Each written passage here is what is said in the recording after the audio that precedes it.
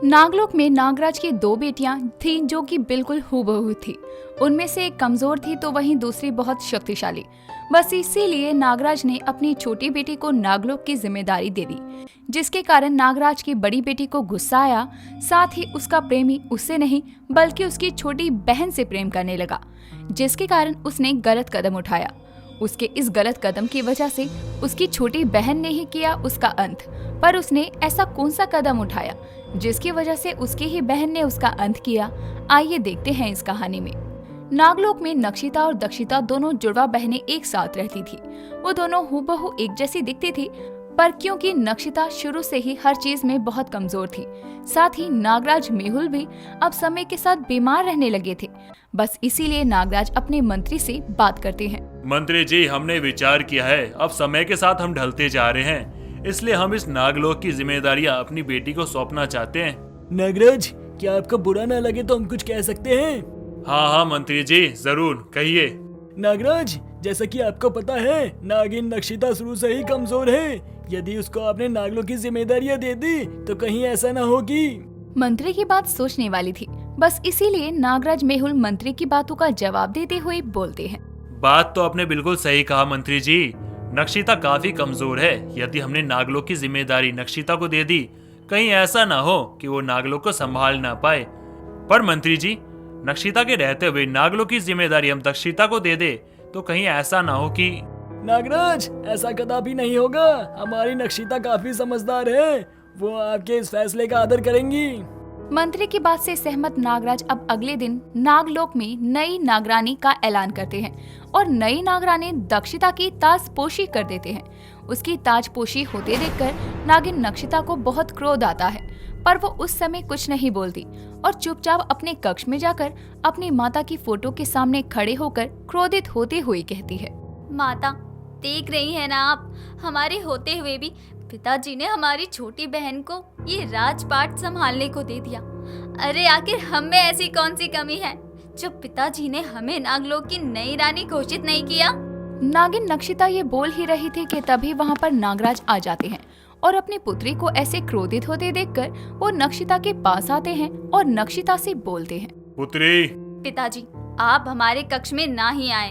पर पुत्री, हमारी बात तो सुनो। पिताजी, हमें आपसे कोई वार्तालाप नहीं करनी है, इसलिए आप यहाँ से जा सकते हैं। अपनी पुत्री की बातें सुनकर नागराज को इतना तो एहसास हो गया था कि उनकी पुत्री को ज्यादा बुरा लगा है, लेकिन वो कुछ दिखाना नहीं चाहती। नागराज अपनी पुत्री से बात करना चाहते थे, पर नक्षिता किसी से बात नहीं करना चाहती थी। बस इसीलिए नागराज वहाँ से चुपचाप चले जाते हैं। ऐसे ही अब समय गुजरता है। समय के साथ दक्षिता अपने नागलोक की जिम्मेदारियों को बखूबी संभाल लेती है, तो वहीं अब नक्षिता भी अब चीजें भूलकर अपनी बहन के साथ अच्छे से रहने लगती है। ऐसे ही एक दिन नक्षिता अपनी बहन दक्षिता से बोलती है। दक्षिता, हम सोच रहे थे कि क्यों ना आज वन का भ्रमण किया जाए। काफी समय हो गया है हम दोनों बहनें वन में एक साथ नहीं गई। हाँ हाँ, क्यों नहीं दीदी, हम भी आपके साथ समय व्यतीत करने की सोच रहे थे, तो इसका अर्थात हम ये समझे कि आज हम एक साथ वन का भ्रमण करने जाएंगे। हाँ दीदी। इतना बोलकर दक्षिता नक्षिता के गले से लग जाती है और शाम को वो दोनों बहनें एक साथ वन में भ्रमण के लिए निकल जाती हैं। दोनों बहनें वन में भ्रमण कर रही थी, तभी उनके पास एक रुद्र नाम का नाग आता है और उन दोनों को हुबहू एक जैसा देखकर बोलता है। नागरानी को रुद्र का प्रणाम। क्या मैं आपसे एक सवाल कर सकता हूँ? हाँ हाँ जरूर। आप दोनों हुबहू एक जैसी हैं। हमें पता ही नहीं चल रहा है कि आप में से कौन सी नागरानी है और कौन सी उनकी बहन। हम नागरानी हैं और ये है हमारी बड़ी बहन नक्षिता। रुद्र का एक ऐसा अटपटा सवाल सुनकर दोनों ही नागिन को रुद्र पसंद आ जाता है, पर उस समय वो दोनों ही कुछ नहीं बोलती। समय यूं ही बीतता है। समय के साथ रुद्र और दक्षिता के बीच की नजदीकियां बढ़ती जाती है। वो दोनों ही एक दूसरे से प्रेम करने लगते हैं, पर नक्षिता को उनके बीच की नजदीकियां जरा भी पसंद नहीं थी। पर अब तक नक्षिता को ये आभास नहीं हुआ था कि दोनों एक दूसरे से प्रेम कर बैठे हैं। ऐसे ही एक दिन रुद्र और दक्षिता भोलेनाथ के मंदिर में बैठकर बातें कर रहे थे। तभी वहाँ पर नक्षिता आती है और उन दोनों को एक साथ देखकर चिढ़ते हुए कहती है। दक्षिता, तुम यहाँ क्या कर रही हो? तुम भूल गई हो क्या कि अब तुम हमारी तरह एक मामूली नागिन नहीं बल्कि नागरानी हो। हम जानते हैं दीदी कि हम एक नागरानी हैं, पर आज हम नागरुद्र से कुछ बातें करने आए थे। और वो बात क्या है? दीदी, हम रुद्र से प्रेम करते हैं और रुद्र को इस नागलोक का नया नागराज घोषित करना चाहते हैं। ऐसा कैसे हो सकता है? तुम नाग रुद्र से प्रेम नहीं कर सकती। परंतु क्यों दीदी, हम रुद्र से प्रेम क्यों नहीं कर सकते? नहीं, तुम रुद्र से प्रेम नहीं कर सकती, क्योंकि रुद्र से प्रेम तो हम करते हैं और रुद्र भी हमसे प्रेम करता है। क्यों रुद्र, हम सही कह रहे हैं ना? नक्षिता, ये तुम क्या कह रही हो? तुम हमारी केवल एक अच्छी दोस्त हो, और रही प्रेम की बात, तो हम तुमसे नहीं बल्कि दक्षिता से प्रेम करते हैं। रुद्र की ऐसी बात सुनकर नक्षिता को बेहद गुस्सा आता है, जिसके बाद वो रौद्र रूप धारण करके बोलती है, नहीं, ऐसा कभी भी नहीं हो सकता। तुम केवल मेरे हो, समझे? तुम केवल मेरे हो, मेरे। मैं खुद से तुम्हें दूर जाने नहीं दूंगी। आज तक ये दक्षिता मुझसे मेरा सब कुछ छीनती आई है। पहले इसने मेरा राजपाट मुझसे छीन लिया, उसके बाद अब जब मुझे तुमसे प्रेम हुआ है तो इसने तुम्हें भी मुझसे छीन लिया।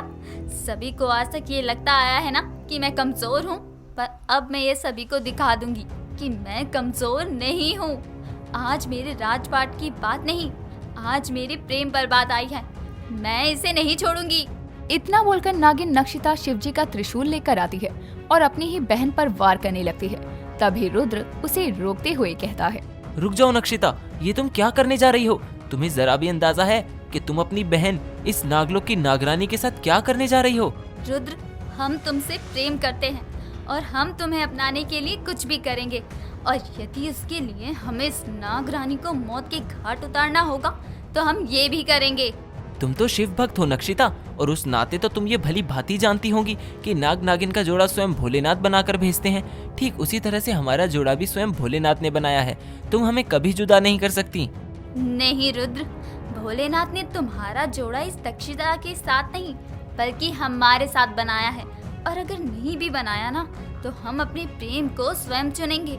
आज हम इस नागलोक की नई नागरानी नक्षिता ये ऐलान करते हैं कि आज के बाद से ये नागिन यहाँ कभी नहीं दिखेगी। नागिन नक्षिता अपने गुस्से में अंधी हो गई थी और उसे कुछ समझ नहीं आ रहा था कि वो क्या कर रही है।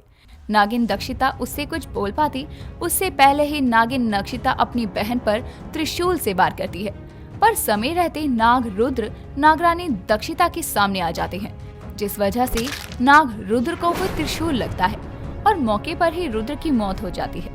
ये सब देखकर नागरानी बहुत क्रोधित होती है, जिसके बाद वो गुस्से में कहती है, दीदी ये क्या किया तुमने? हमने हमेशा तुम्हें अपनी बड़ी बहन नहीं बल्कि अपनी माँ समझा। भले ही पिताजी ने नागलोक की जिम्मेदारियां हमें दी, पर हमने हमेशा आपसे पूछकर ही कार्य किए। लेकिन आपने क्या किया? आपने आज हमारे रुद्र को, हम आपको नहीं छोड़ेंगे। तुम हमारा कुछ भी नहीं बिगाड़ सकती हो, समझी तुम? इतना बोलकर नक्षिता नागरानी के ऊपर अपनी शक्तियों से बेलपत्र की माला डाल देती है, जिस कारण नागरानी कमजोर हो जाती है। उसको कमजोर देखकर नागिन नक्षिता नागरानी दक्षिता के सर से नागरानी का ताज ले लेती है और उस ताज को ग्रहण करके बोलती है, आज से हम इस नागलोक की नई नागरानी हैं। हमेशा से तुम हर चीज में आगे हो, परंतु अब नहीं। भोलेनाथ ने हमेशा से हमारे साथ गलत किया, पर अब नहीं। हम खुद के साथ ऐसा कुछ नहीं होने देंगे। आज हम भोलेनाथ का त्याग करते हैं और शैतान राजा को अपनाते हैं।